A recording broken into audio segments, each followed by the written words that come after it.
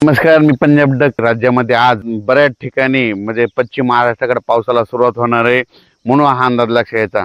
मग तो सांगायचं झालं तर पाऊस तुम्हाला सांगू इच्छितो. अहिल्यानगर जिल्हा, पुणे जिल्हा, नाशिक जिल्हा, त्याच्यानंतर कोकणपट्टी, घाटमाता, त्याच्यानंतर महाबळेश्वर, सातारा, सांगली, सोलापूर, कोल्हापूर, त्याच्यानंतर लातूर, बीड, धाराशिव, परभणी, जालना, संभाजीनगर ह्या पट्ट्यामध्ये आज म्हणजे सांगायचं झालं तर 13, 14, 15च्या दरम्यान म्हणजे पाऊस येणार आहे म्हणून हा अंदाज लक्षात यायचा. ज्यांची हळद असेल तर तुम्ही काय करा की तुमची हळद ह्या 3 दिवसामध्ये झाकून ठेवा. कारण की राज्यामध्ये सांगायचं झालं तर आता आज देखील पाहू शकता, मी पैठणला जाताना या ठिकाणी पाऊस पडलेला आहे.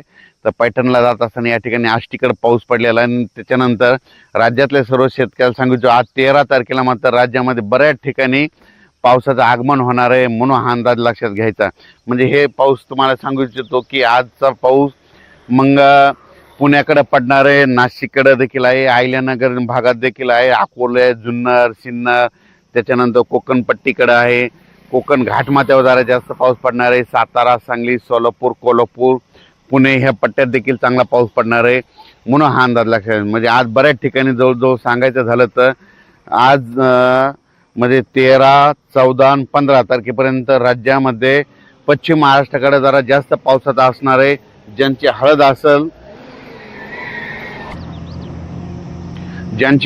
असेल, कांदा असेल तर तुम्ही काय करा, आज दुपारपर्यंत झाकून घ्या. दुपारनंतर राज्यामध्ये म्हणजे बऱ्याच ठिकाणी पश्चिम महाराष्ट्राकडे पावसाला सुरुवात होणार आहे म्हणून हा अंदाज लक्षात यायचा. पश्चिम महाराष्ट्राकडे म्हणजे सांगायचं झालं जास्त पाऊस कोल्हापूर जिल्ह्यात पडणार आहे. कर्नाटककडे खूप पाऊस पडणार आहे म्हणून कर्नाटकच्या शेतकऱ्यांनी देखील अंदाज लक्षात यायचा. म्हणजे सांगायचं झालं तर कर्नाटक मान्सून पूर्व पाऊस आहे.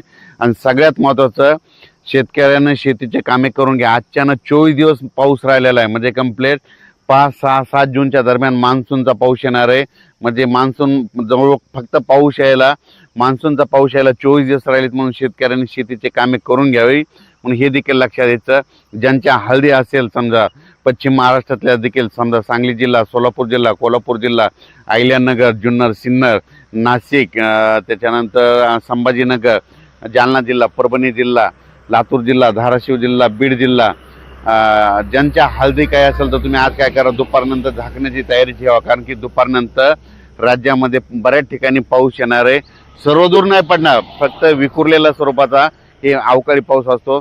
आणि सगळ्यात महत्त्वाचं 15 मे ते 30 मेच्या दरम्यान ज्या भागात जास्त पाऊस पडला पावसाळ्यात त्या भागात मात्र जास्त पाऊस पडतो. एक सगळ्यात उदाहरण सांगतो. 15 मे ते 30 मे दरम्यान आता ही आष्टी भाग आहे, ह्या आष्टीला पाऊस पडला बघा, इथं हे पाहू शकता. तर येणाऱ्या पावसाळ्यात इथं दररोज पाऊस येणार. आणि जर एखाद्या दिवशी इथं बाजूला एखाद्या गावाला नाही पडला तर येणाऱ्या पावसाळ्यात त्या गावाला सोडून देणार म्हणून हे लक्षात यायचं. 15 मे ते 30 मे दरम्यान पडलेला पाऊस निर्णायक असतो म्हणून हे देखील लक्षात यायचं. म्हणून राज्यातल्या सर्व शेतकऱ्यांनी हा अंदाज लक्षात यायचा. पाऊस जवळ आलेला आहे, शेतीचे कामे करून घ्या. फक्त 24 दिवसात पाऊस राहिला आहे म्हणून हे अंदाज लक्षात यायचा. मान्सून उद्या 16 किंवा 17 तारखेला अंदमान बेटावर दस्तक देणार आहे. त्याच्यामुळं यावर्षी लवकर पाऊस येऊ शकतो म्हणून हे देखील सर्व शेतकऱ्यांनी लक्षात यायचं. अचानक वातावरणात बदल झाला तर लगेच एक मेसेज दिला जाईल. धन्यवाद.